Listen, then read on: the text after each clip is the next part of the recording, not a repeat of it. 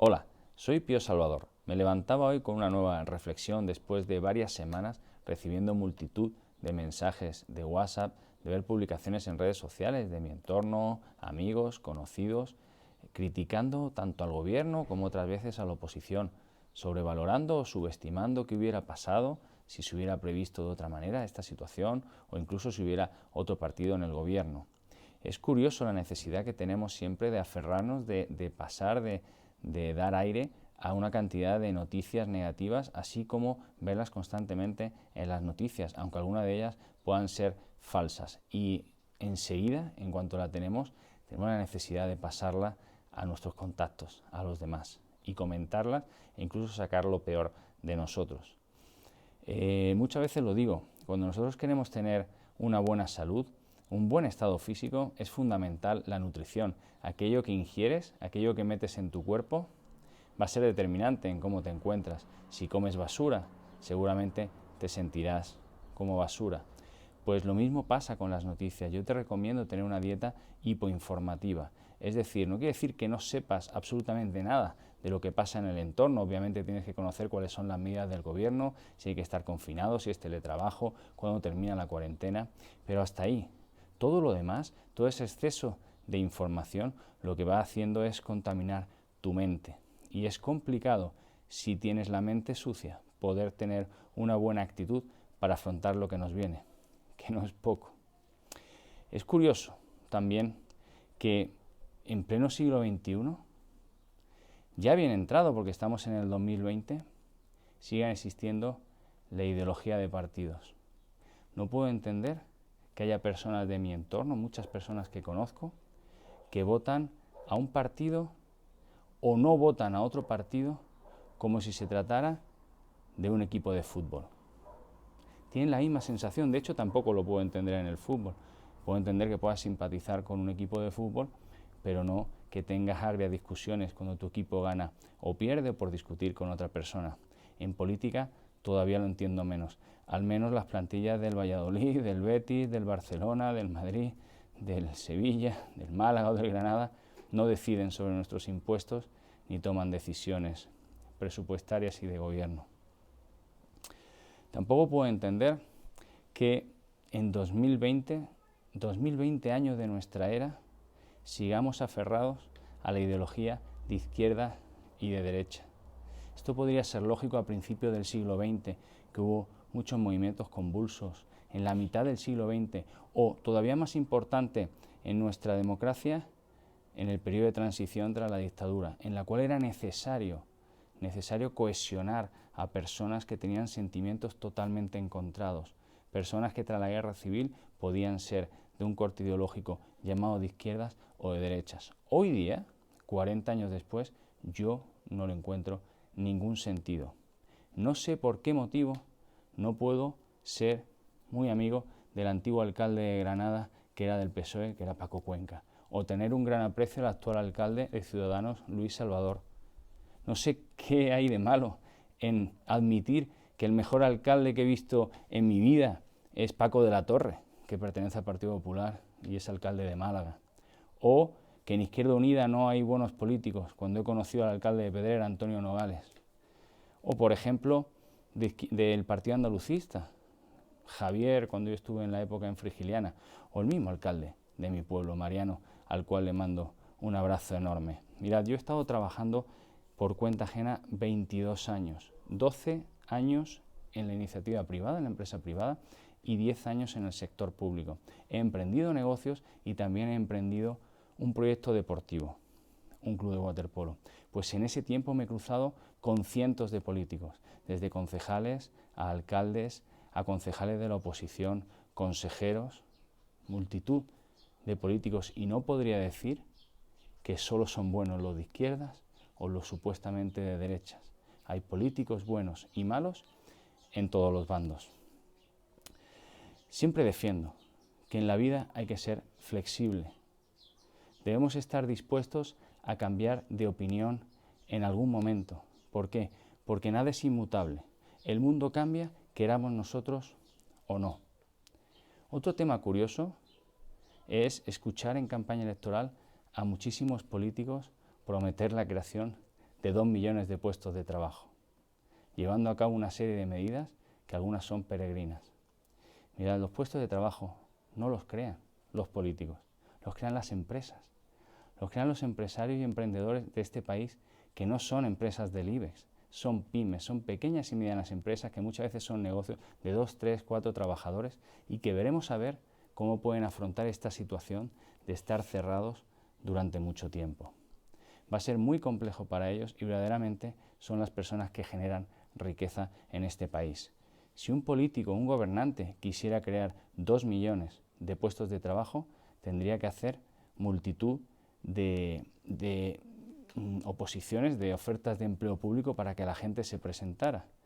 Imaginaos que creáramos 2 millones más de puestos de funcionarios. Un país que sigue creciendo en sector público es un país abocado a no tener buenos rendimientos, al clientelismo de partidos. Eso no quiere decir que no haya servicios públicos y un acceso de toda la ciudadanía, tanto a educación como a sanidad. No hablo de eso, hablo de que la iniciativa privada tiene siempre que primar porque crea empleo y riqueza, se basa en las leyes del mercado, excepto en aquellos momentos en los que haya fallos de mercado, que también los hay, donde la iniciativa privada no llega. Ahí debe estar el Estado, ahí debe estar el sector público.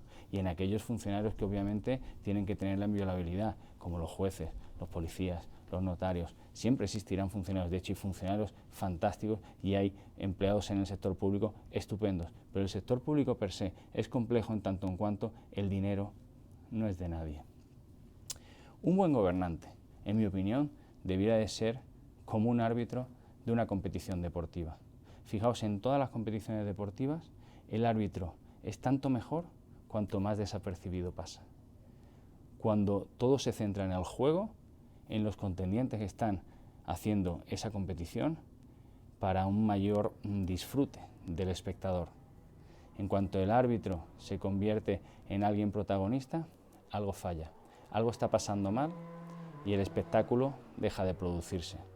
Lo mismo pasa en los gobernantes. Deberían de mantenerse al margen, propiciar que exista esa conexión entre el tejido productivo, entre los empresarios, los trabajadores y los consumidores, ser representantes de la ciudad, ser representantes de la región o del país ante otros países, ante otras empresas que quieren afincarse aquí, pero sobre todo ser dinamizadores y no entorpecedores de la economía.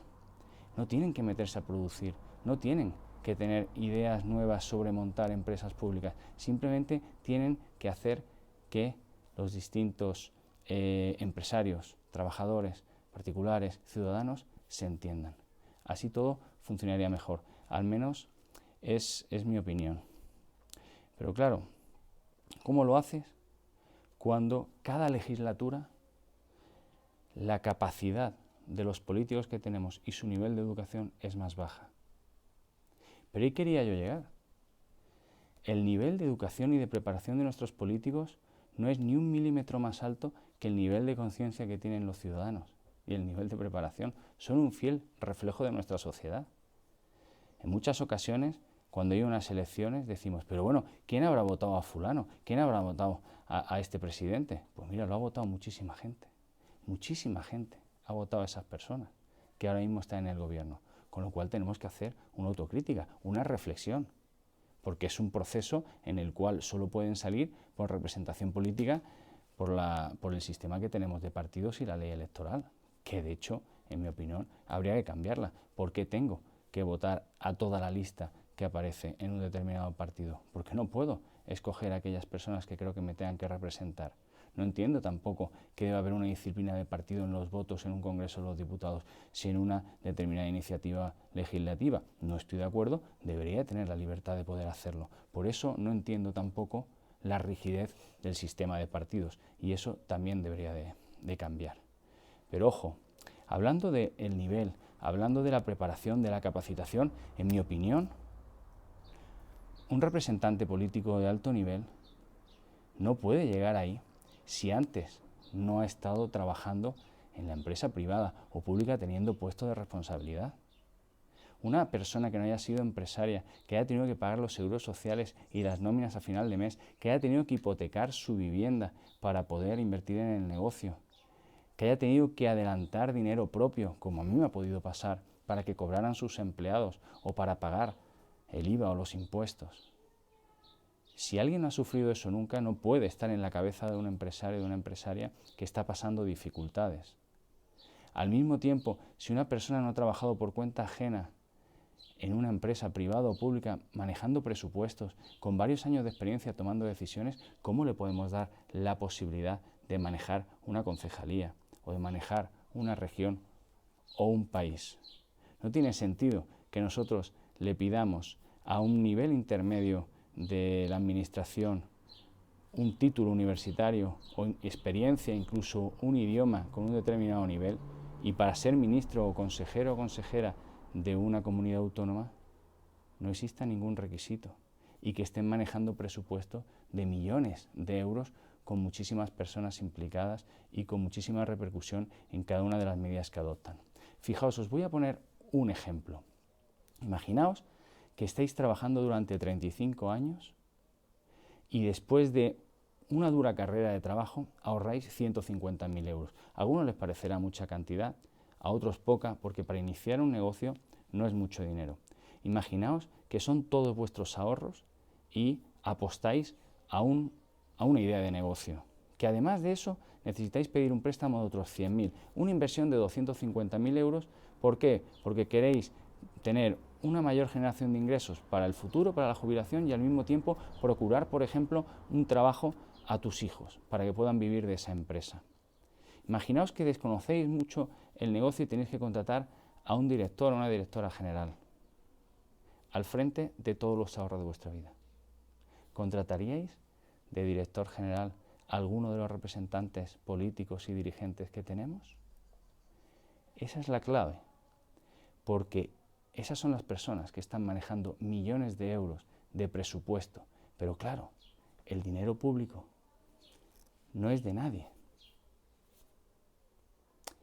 Sin embargo, después de esta reflexión, te animo a pensar, no estés en la queja, no estés en la crítica, no estés en la culpa, no estés en el miedo, no estés constantemente en las malas noticias, no estés pensando en que no vamos a poder superar esto porque España, nosotros los españoles, las personas, el ser humano está acostumbrado a caer y a levantarse de nuevo, a que haya crisis y se conviertan en oportunidades.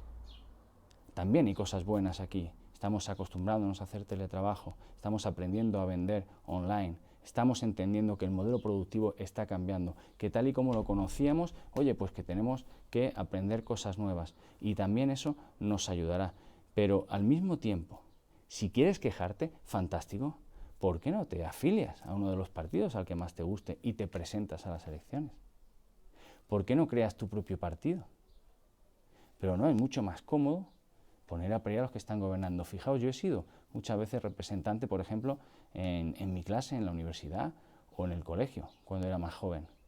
Y es muy complicado tomar decisiones que benefician a un montón de gente, pero también perjudican a otras, porque nunca llueve a gusto de todos y siempre hay alguien, siempre, que se va a quejar. Incluso aunque no le afecte, porque hay gente que es de quejarse y de destruir. Si quieres, preséntate, te animo a ello. Si quieres, en las próximas elecciones, convence a todo tu entorno para que voten aquella candidatura que a ti te merece la pena. Pero no te inhibas, luego a lo mejor no vayas a votar ese día porque estabas en el campo, en la playa, y estés después rechinando durante 4 años. Gobernar no es fácil, la clase política que tenemos cada día es peor, cierto es, pero es que no es ni un milímetro peor que el nivel de conciencia que tenemos. Piensa en ello, reflexiona y elige quién quieres que te gobierne, y si no, gobiérnate tú. Y sobre todo, como digo siempre, nosotros debemos prosperar y ser felices a pesar del gobierno. Muchas gracias por escucharme. Muchísimas gracias.